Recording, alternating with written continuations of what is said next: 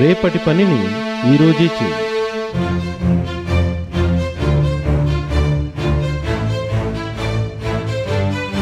ఈ కథ చాలా పురాతనమైనది.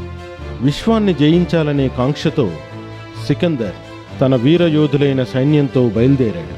అతని సైన్యంలో ఒకరిని మించి ఒకరు మహాబలశాలులు ఉండడం చేత ఆ సైనిక సమూహాన్ని కల్జై సేన అని పిలిచేవారు.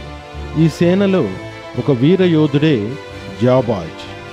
తన పేరుకు తగినట్టుగానే అతను అమిత బలవంతుడు. సికందర్కు జాబాజ్ శక్తియుక్తులపైన అమిత నమ్మకం ఉండేది. జాబాజ్ వద్ద ఒక బలమైన మేలు రకమైన అశ్వం ఉండేది. యుద్ధ రంగంలో శత్రు సైన్యంపైకి అది మెరుపు వేగంతో దాడి చేసేది.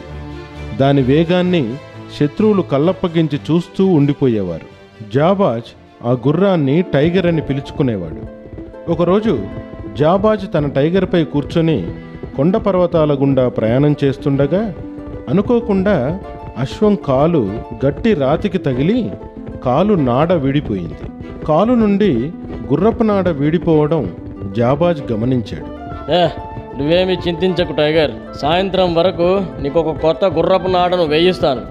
నాకు తెలుసు నీకు కష్టంగా ఉందని, కానీ మనలాంటి ధైర్యవంతులకు ఈ విషయం చాలా చిన్నది. ఆ రోజు మొదలుకొని ప్రతిరోజు గుర్రపు నాడను టైగర్కు వేయించడం మర్చిపోయేవాడు. గుర్రంపై బయలుదేరే సమయంలో గుర్రం దగ్గరగా వచ్చి, నన్ను క్షమించు టైగర్, నీకు నాడా కుట్టించాల్సిన విషయం మర్చిపోయాను, కానీ ఈరోజు ఖచ్చితంగా నాడా వేయిస్తాను.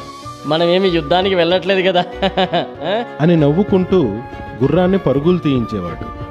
ఈ విధంగా నిర్లక్ష్యంగా గుర్రానికి నాడ వేయించడం వాయిదా వేస్తూ గడపసాగాడు.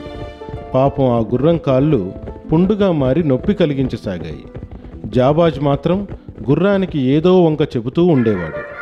ఇదిలా ఉండగా ఒకరోజు యుద్ధ నగారా మ్రోగింది. జాబాజ్ యుద్ధానికి సిద్ధపడి గుర్రాన్ని చేరగా తిరిగి నాడా విషయం జ్ఞాపకానికి వచ్చింది. ఇంతవరకు గుర్రానికి నాడా వేయించలేదు, ఇప్పుడు నాడా వేయించే అంత సమయం లేదు. యుద్ధానికి త్వరగా చేరుకోవాలి. నాకు చాలా బాధగా ఉంది. టైగర్, నీకు నాడా వేయించడం నా వల్ల ఆలస్యమైంది. సరే, యుద్ధం నుంచి వచ్చిన తరువాత నీకు నాడా తప్పక వేయిస్తాను. నేను నీకు వాగ్దానం చేస్తున్నాను టైగర్. జాబాజ్ యుద్ధరంగానికి బయలుదేరాడు.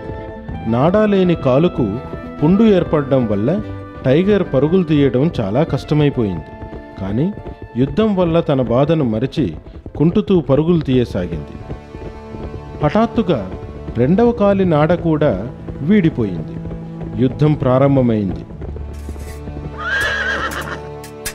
టైగర్ నాడాల సహాయం లేకుండానే శత్రువుపై విరుచుకుపడి ఎంతో గొప్పగా జాబాజ్ను శత్రువుల నుండి రక్షింపసాగింది.